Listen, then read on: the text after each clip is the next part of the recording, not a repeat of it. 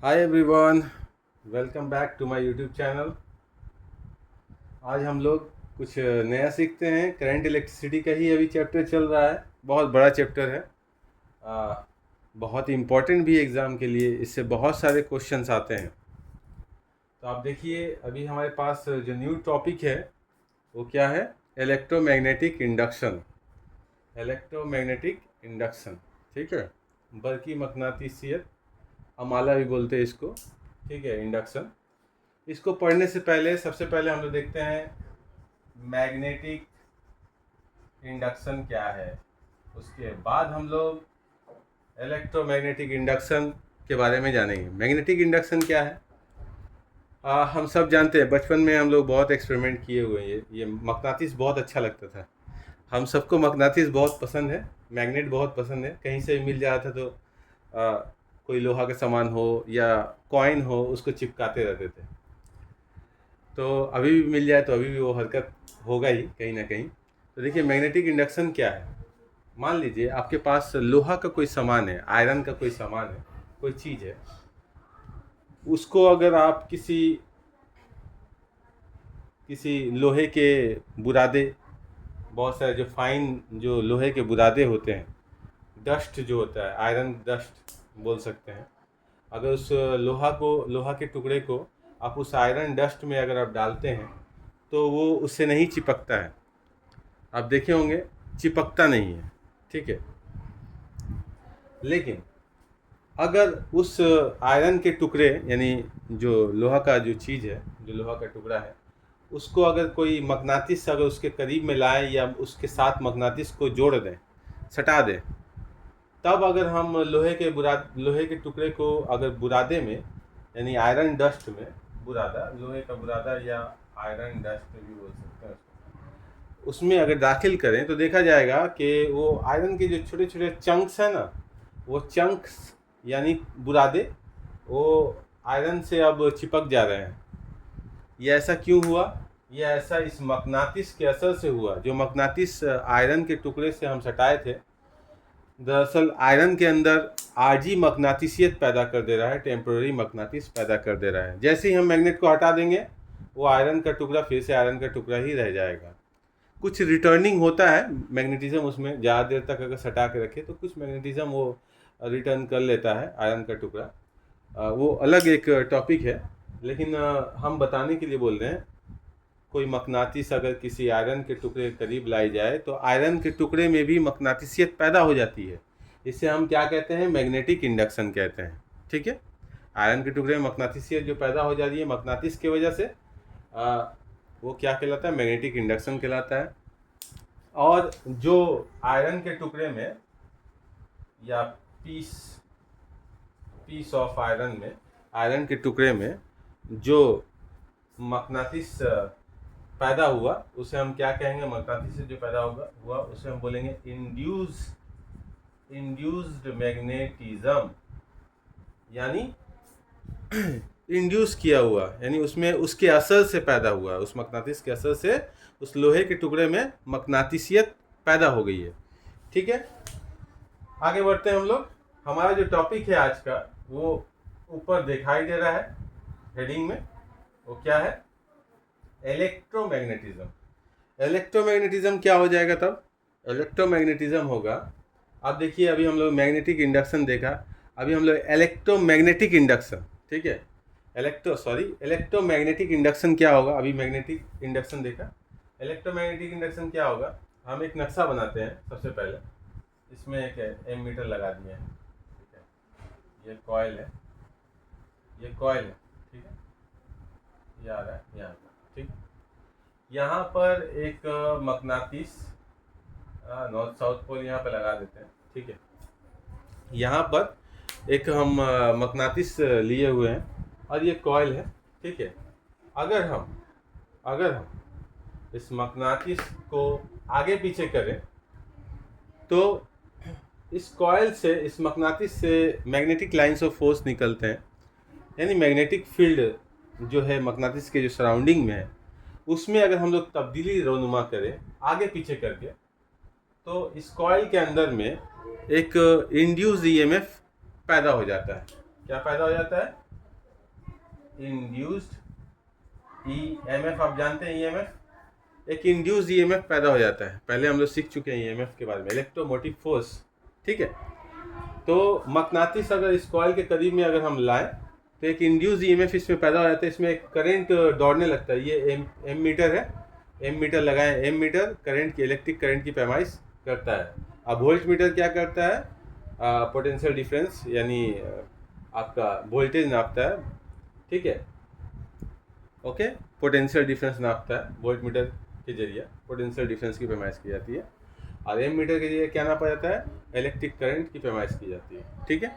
आप देखिए जब जैसे ही मकनातीस को इसके करीब में लाएंगे तो इसमें एक इंड्यूस ईएमएफ पैदा हो जाएगा। ये यानी ईएमएफ का पैदा होना, या आप बोलिए इसमें एक करंट दौड़ने लगेगा जिसको बोलेंगे, और यहाँ पे लिख देते हैं इंड्यूस्ड करंट। अभी हम लोग बताए ना इंड्यूस क्या होता है, इंड्यूस मतलब किसी के असर से उसमें पैदा हो जाना, इंड्यूस हो जाना, ठीक है। तो यहाँ पर इसमें एक इंड्यूस ईएमएफ पैदा होता है या इससे करंट गुजरने लगती है, जो एम मीटर में जो सुई रहती है उसमें इनराफ होता है, रीडिंग मिलता है, ठीक है, कितना करंट इसमें पैदा हो गया है। तो ये कैसे आता है, जब इस मकनातीस को आगे पीछे करेंगे या इस कॉइल को रोटेट करेंगे, ठीक है, इस कॉइल को आगे पीछे करेंगे, ठीक है, इससे क्या होगा, इस कॉइल में एक इंड्यूस ईएमएफ या इंड्यूस करंट डेवलप हो जाएगा, जिसको बोलेंगे हम लोग क्या, इसी को बोलते हैं इलेक्ट्रोमैग्नेटिक इंडक्शन, इलेक्ट्रोमैग्नेटिक इंडक्शन कहते हैं, ठीक है।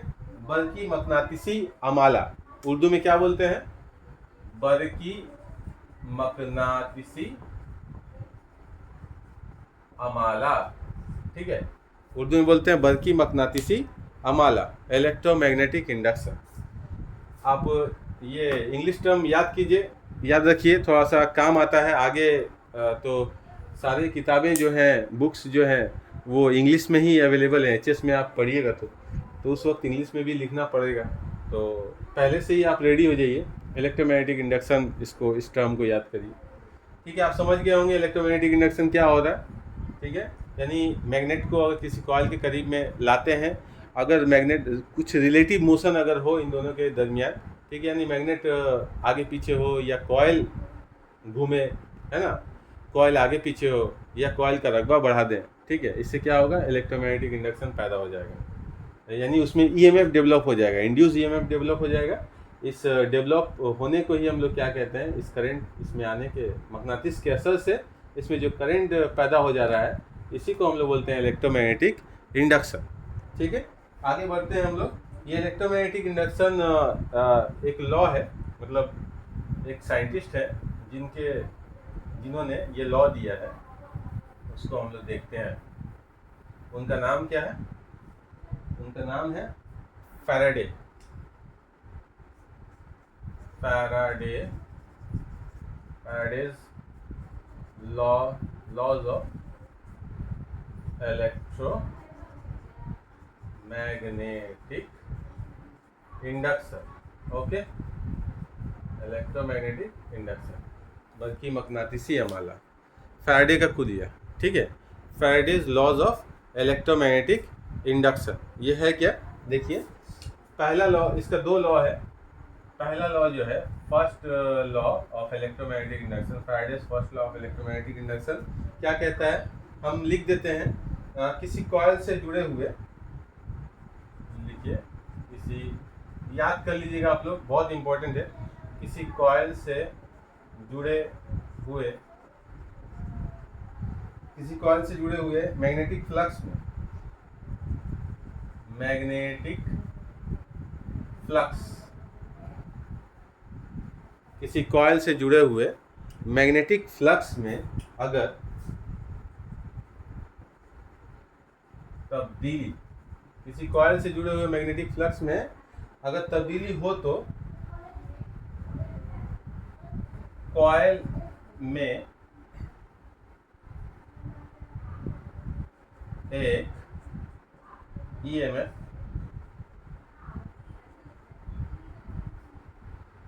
कॉइल में एक ईएमएफ इंड्यूस हो जाती है, ठीक है, याद रहेगा। बड़ा सिंपल सा ये स्टेटमेंट है फर्स्ट लॉ वाला जो है।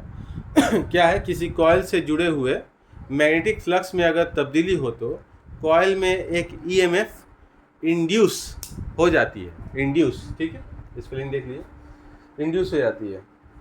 अच्छा, जो कॉइल में अभी हम लोग दिखा रहे थे, एक तो कॉइल बनाए थे यहाँ पर, एक एमीटर यहाँ दिए थे, एक कॉइल यहाँ बना हुआ था, ये कॉइल जो है जुड़ा हुआ था, ठीक है।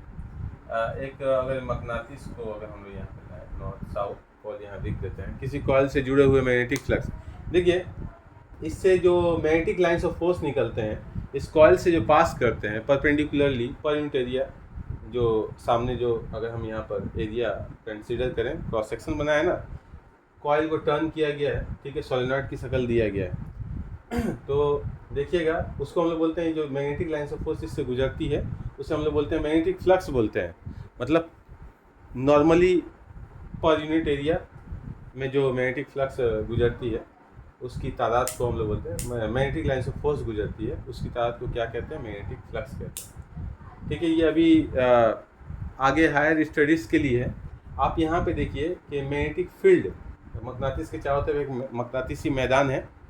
ये मकनातीस को अगर हम आगे पीछे करें, इससे दूर करें या इसके करीब लाएं, तो इसमें इंड्यूस ईएमएफ पैदा होगा, ठीक है, इंड्यूस ईएमएफ पैदा हो जाएगा, ठीक है।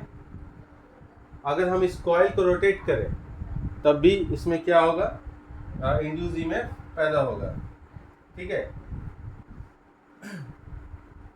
अब देखिए कॉइल को भी अगर हम आगे पीछे करें, मकनातीस के करीब लाएं, मकनातीस से दूर करें, मकनातीस को फिक्स कर दें, तब भी कॉइल में क्या होगा, इंड्यूस ईएमएफ पैदा हो जाएगा, ठीक है।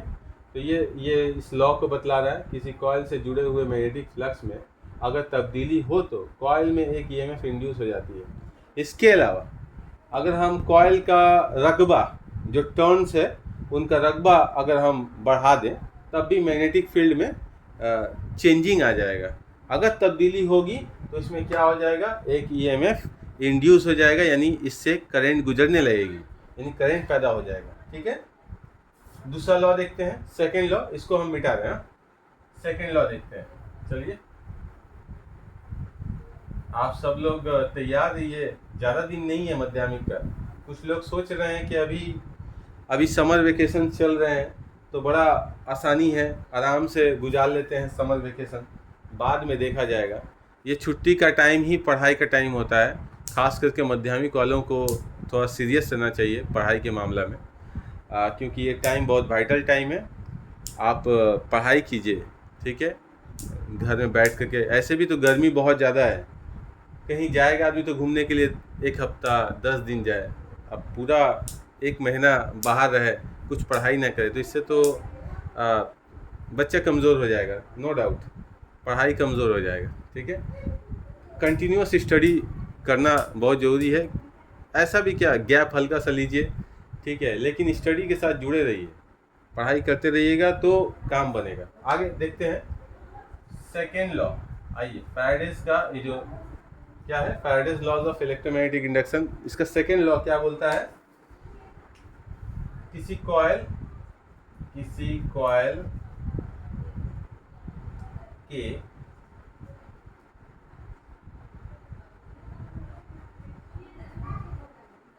इंड्यूस्ड ईएमएफ की मकदार, ठीक है, किसी कॉइल के ईएमएफ, किसी कॉइल के इंड्यूस्ड ईएमएफ, यहाँ से पढ़िएगा, इंड्यूस्ड ईएमएफ की मकदार इस कॉइल से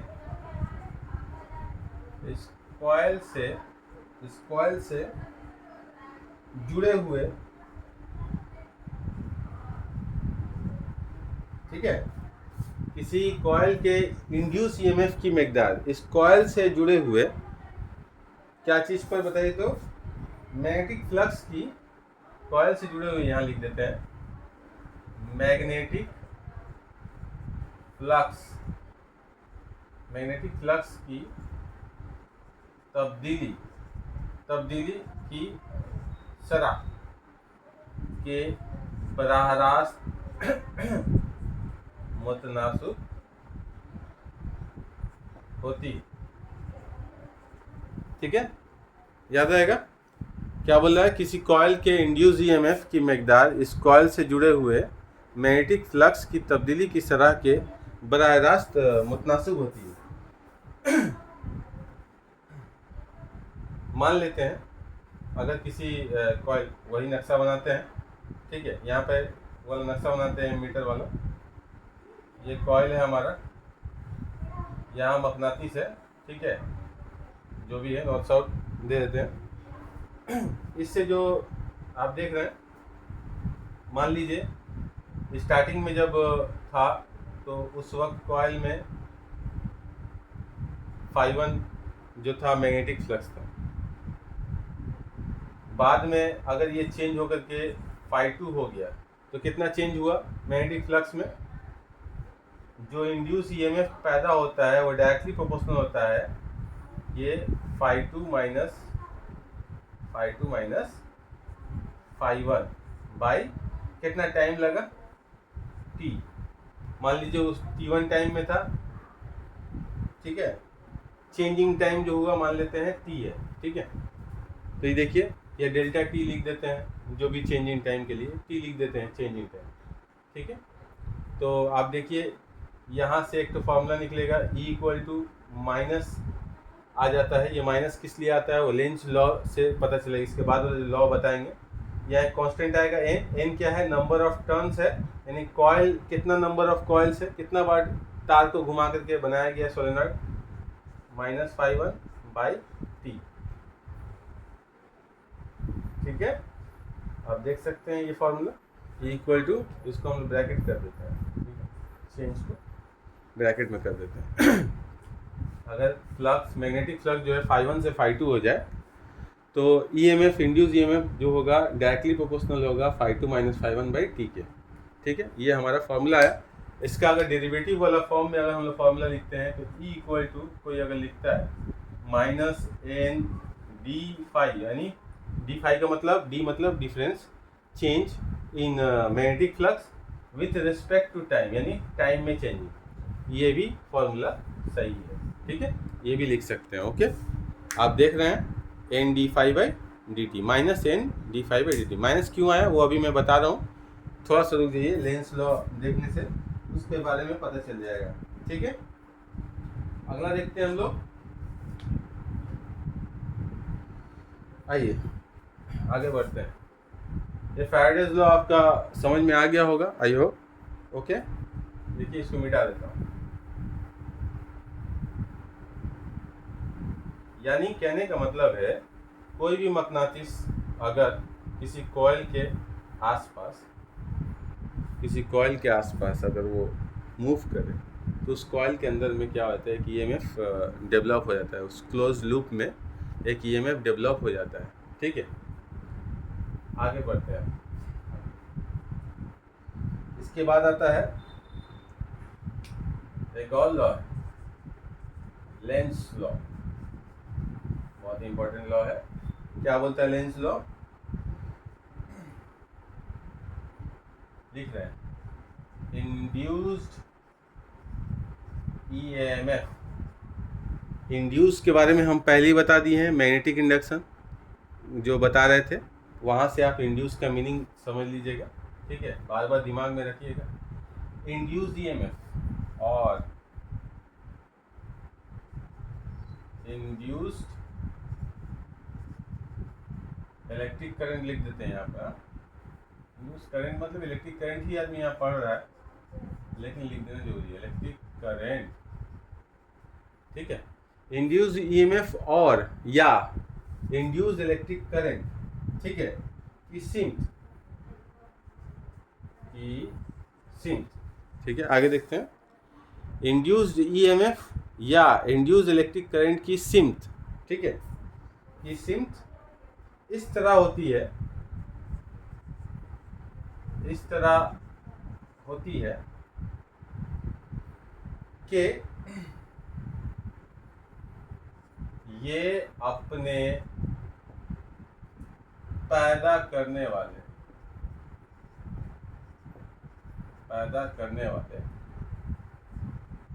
सबब, यानी कॉज, ठीक है ना, सबब की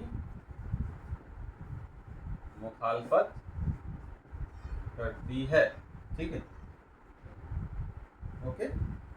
तो आप देखिए इंड्यूस ईएमएफ या इंड्यूस इलेक्ट्रिक करंट की सिम्त इस तरह होती है कि ये अपने पैदा करने वाले सबब की मुखालफत करती है। अब वो वाला जो फार्मूला था उसको हम लोग लेकर के आते हैं, वहाँ माइनस नहीं भी लिखते तब भी चल जाता सेकेंड लॉ से, लेकिन माइनस लिखा गया किस लिए, E equal to minus N D phi by D T, यानी change in magnetic flux by change in time. ठीक है, यानी rate of change of magnetic flux. ठीक है, तो E इक्वल टू यानी इंड्यूस ईएमएफ में ये माइनस इसलिए आया कि मैग्नेटिक फ्लक्स में जो चेंजिंग आते हैं वो इंड्यूस जो इलेक्ट्रिक करंट है इनके सिम्त जो होते हैं मुखालिफ होते हैं, यानी अपोजिट होते हैं। ये माइनस साइन वो अपोजिट सिम्त के वजह, उस अपोजिट सिम्त के लिए यूज होता है इस फार्मूला में, याद रहेगा। तो लेंजेस लॉ को एक बार फिर से हम लोग बोल देते हैं, इंड्यूस ईएमएफ और इंड्यूस इलेक्ट्रिक करंट की सिम्त इस तरह होती है कि ये अपने पैदा करने वाले सबब की मुखालफत करती है, याद रहेगा। अच्छे से याद कर लीजिए आप लोग। आई होप आप लोगों को समझ में आ रहा होगा। ये थोड़ा सा टफ है, लेकिन इसमें अगर आप टाइम दीजिएगा तो पूरा सिलेबस कवर हो जाएगा। ठीक है, मिटा रहा हूँ। देखिए ये जो बोल रहा है कि ये अपने पैदा करने वाले सबब की मुखालफत करती है, इसका सिम्त का एडजस्टमेंट कैसे होता है। मान लीजिए ये हमारा कॉइल है, ठीक है, ये हमारा कॉइल है, सोलेनॉइड है, ये एमीटर है, यहाँ पर हम लोग एमीटर एक लगा दिए। ये हमारा एक तो क्या है, बार मैग्नेट है, मकनातीस है, सलाखनुमा मकनातीस। आप देखिए इसको अगर हम लोग करीब लाते हैं तो इसमें क्या होगा, ईएमएफ इंड्यूस होगा, किसकी वजह से, फ्राइडेज लॉ के वजह से बता रहा जो। ठीक है, इंड्यूस ईएमएफ होगा। अगर ईएमएफ होगा तो इससे करंट गुजरेगा, तो इस लूप से यानी कोई भी कंडक्टर से जब करंट गुजरती है तो उसके सराउंडिंग में क्या होता है, मकनातीस पैदा हो जाता है, मकनातीसियत पैदा हो जाती है। ठीक है, मैग्नेटिक फील्ड क्रिएट होता है। तो इस करंट का डायरेक्शन, इस करंट का बहाव का सिम्त कुछ इस तरह से एडजस्टमेंट होगा कि अगर ये करीब आए तो इसमें क्या होगा, इस कोना में, इस सिरे में क्या होगा, अपोजिट पोल डेवलप होगा ताकि इसको दूर फेंके। फिर जैसे ही दूर जाएगा तो ये करंट अपने आप को इस तरह से एडजस्ट करेगा, तो इसमें साउथ पोल डेवलप हो जाए ताकि उसको फिर टान ले, तो ये सिलसिला चलता रहेगा। ठीक है, यही लेंज लॉ बतलाता है कि मैग्नेटिक फील्ड जो है वो उसका जो सिम्त होता है चेंजिंग का, और जो इंड्यूस करंट होता है उसका सिम्त दोनों अपोजिट होता है, इसलिए फॉर्मूला में माइनस आता है, याद रखिएगा। ठीक है, ये भी कंप्लीट हो गया। ओके, आगे बढ़ते हैं हम लोग।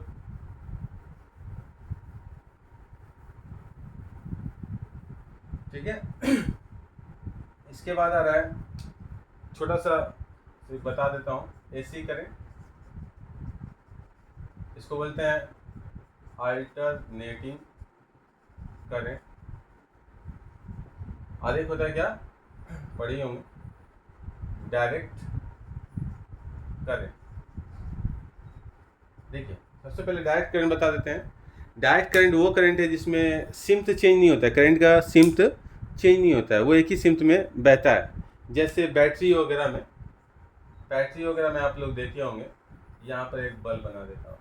ठीक है, बैटरी वगैरह जब कनेक्टेड रहता है, ये कनेक्टेड है, ठीक है, ये प्लस बैटरी का, ये माइनस हिस्सा, करंट जो है प्लस से माइनस की तरफ बहती है, और जो इलेक्ट्रॉन जो है वो माइनस वाले टर्मिनल से निकल के प्लस वाले टर्मिनल की जानिब बहती है। ठीक है, याद रहेगा।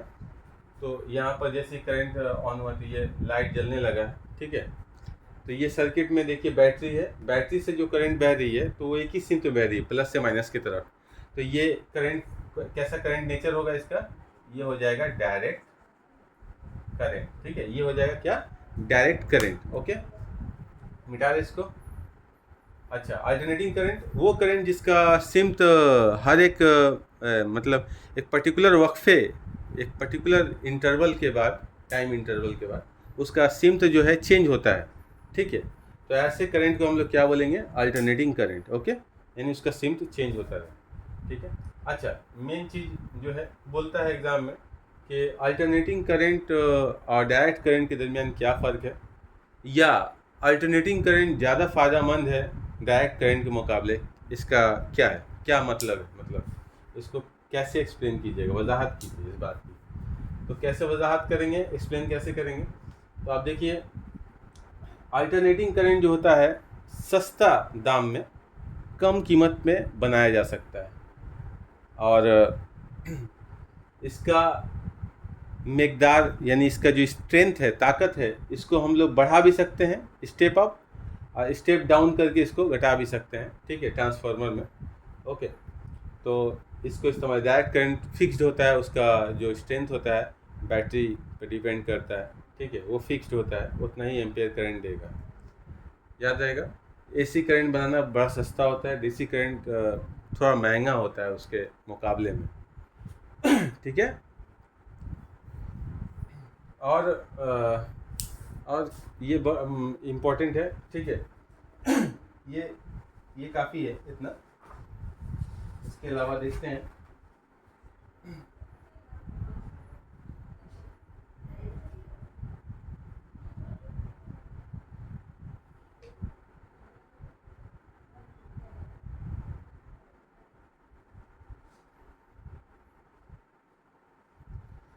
एसी को, अल्टरनेटिंग करंट को डायरेक्ट करंट में कन्वर्ट किया जा सकता है, तब्दील किया जा सकता है। क्या इस्तेमाल करना पड़ेगा? रेक्टिफाइड या rectifier diode, rectifier diode, diode rectifier भी बोल सकते हैं। रेक्टिफायर डायोड के जरिए एसी करंट को हम लोग डीसी करंट में तब्दील भी कर सकते हैं, ठीक है। ओके, ये यहाँ तक ही हम लोग इसको रखते हैं, ठीक है। आगे देखते हैं हम लोग, आगे हमारा क्या है। घरेलू आप लोग देखे होंगे, प्लग देखे होंगे आप घर में, ये ऐसा टाइप का, और सॉकेट होता है जिसमें हम प्लग को लगाते हैं, ठीक है, ऐसे करके बना रहता है। ओके,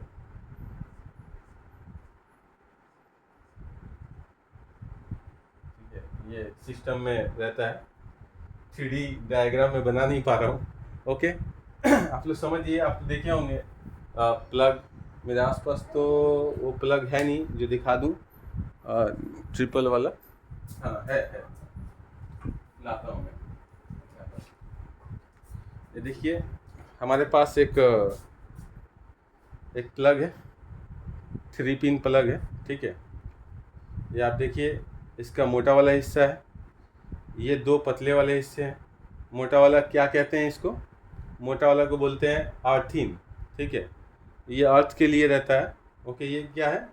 आयरन है, इलेक्ट्रिक आयरन, अर्थ के लिए इस्तेमाल किया जाता है। ओके, एक इसमें होता है न्यूट्रल और एक होता है लाइव। देखिए यहाँ पे लिखा भी है, ओके, देख सकते होंगे, एन लिखा है न्यूट्रल।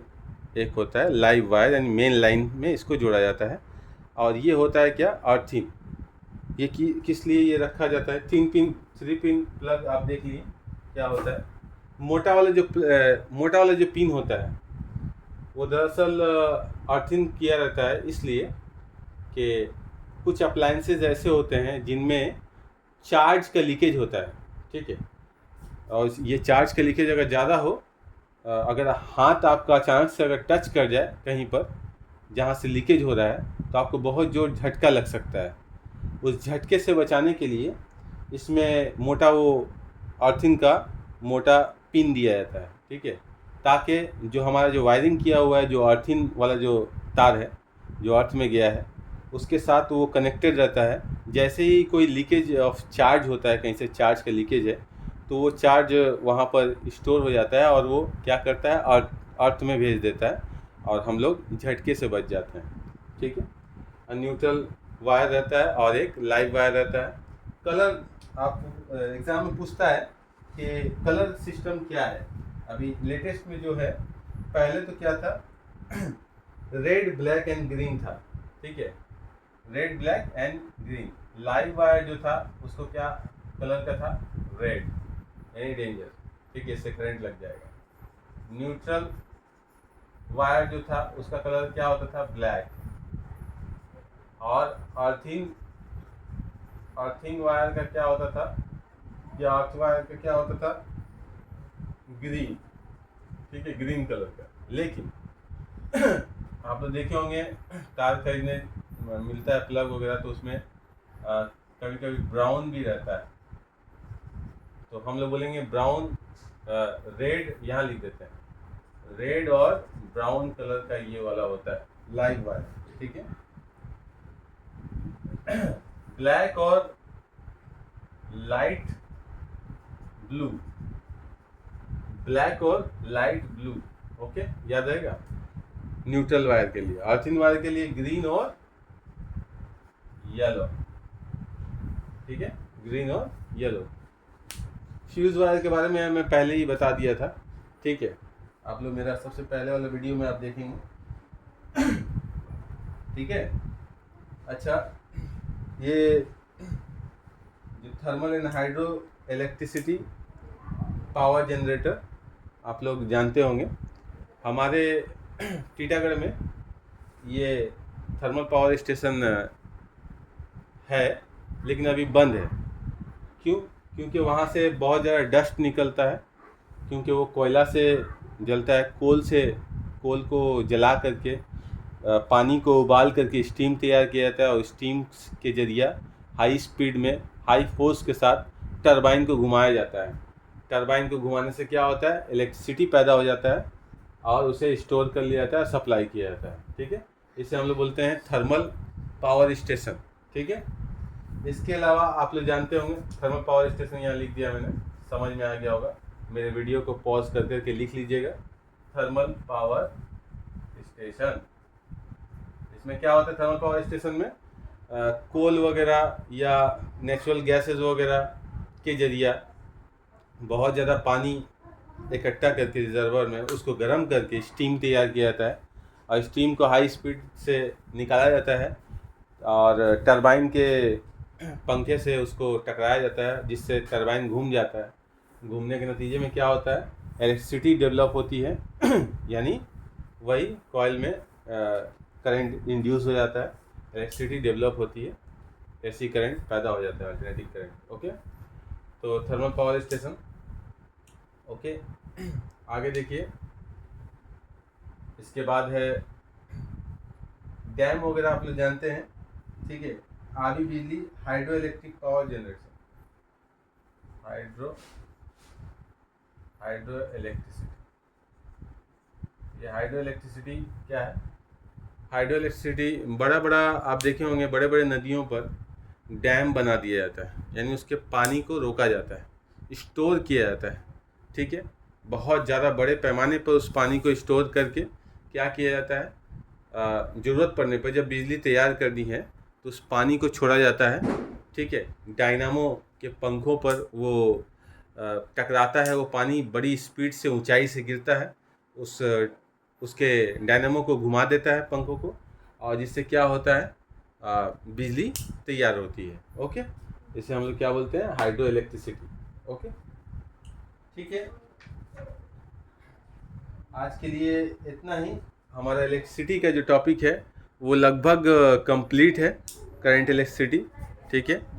हम लोग नेक्स्ट चैप्टर हम लोग देखते हैं, कुछ नया इंटरेस्टिंग चैप्टर फिर से स्टार्ट करेंगे हम लोग, और थैंक गॉड आप लोगों का भी बहुत बहुत शुक्रिया कि एक बड़ा चैप्टर जो है करंट इलेक्ट्रिसिटी वो आज कंप्लीट हुआ है। इसके ऊपर अगर कोई प्रॉब्लम वगैरह है तो मैं देख रहा हूँ, प्रॉब्लम्स को मैं यहाँ पर फिर से एक क्लास दे दूँगा, वो प्रॉब्लम्स आपको आपकी रहनुमाई करेंगे, और उस तरीके की और भी प्रॉब्लम्स होंगे तो आप देखकर बना भी सकते हैं। ज़रूरत पड़ने पर आप कमेंट बॉक्स में वो प्रॉब्लम्स टाइप करके मुझे सेंड कर सकते हैं, ठीक है। मैं उसे आपके सामने फिर वीडियो बना करके उन प्रॉब्लम्स को मैं सॉल्व करके आपको यूट्यूब पे अपलोड कर दूंगा, आप लोग उससे पढ़ाई कर पाइएगा। आप लोगों का प्यार बहुत मिल रहा है, मुझे आप लोगों से बहुत उम्मीदें हैं। प्लीज़ मेरा साथ दें, मुझे हिम्मत चाहिए, सपोर्ट करें मेरे चैनल को सब्सक्राइब करें, मेरे वीडियोस को शेयर करें ताकि न्यू सब्सक्राइबर्स मेरे आएँ, मेरे यूट्यूब से जुड़े।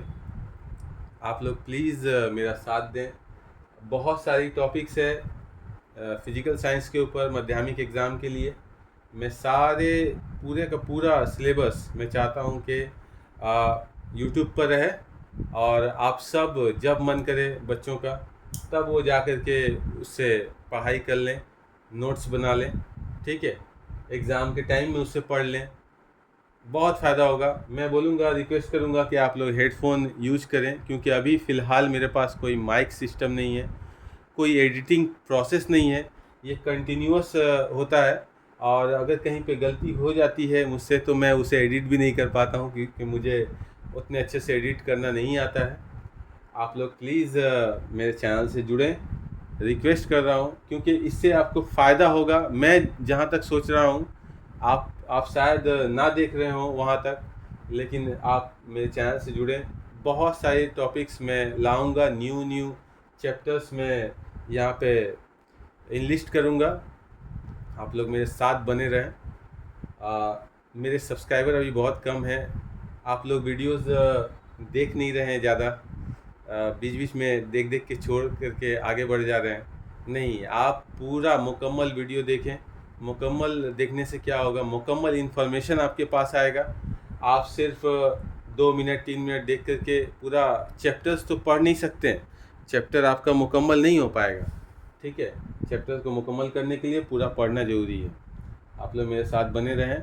देखिए, मेहनत करने से ही कुछ हासिल होता है। आप सब से यही रिक्वेस्ट रहेगा तो कि आप लोग मेहनत करें, और ये जो समर वेकेशन का जो टाइम मिला है इसे बेकार ना जाने दें, इसका भरपूर इस्तेमाल करें, ठीक है, ताकि आप आने वाले दिन में आपके दिमाग पर कम प्रेशर रहे पढ़ने का, ठीक है। एग्ज़ाम के टाइम में फिर पढ़ना शुरू करता है आदमी, एग्ज़ाम से पहले ही तैयारी कर ले, यही सही रहेगा, ठीक है। बहरहाल आप सब का बहुत बहुत तहे दिल से शुक्रिया अदा करना चाह रहा हूँ। मैं आप सबका शुक्रगुजार हूँ कि आप लोग मुझे इतना सपोर्ट कर रहे हैं। प्लीज़ मेरे वीडियो को एंड तक देखा करें और मेरे चैनल को सब्सक्राइब करें, ताकि मुझे हिम्मत मिले कि मुझसे इतने लोग प्यार करते हैं, इतने लोग मुझसे जुड़ रहे हैं और पढ़ने के लिए, ठीक है। आप लोग मेरा साथ दें। Thanks for watching.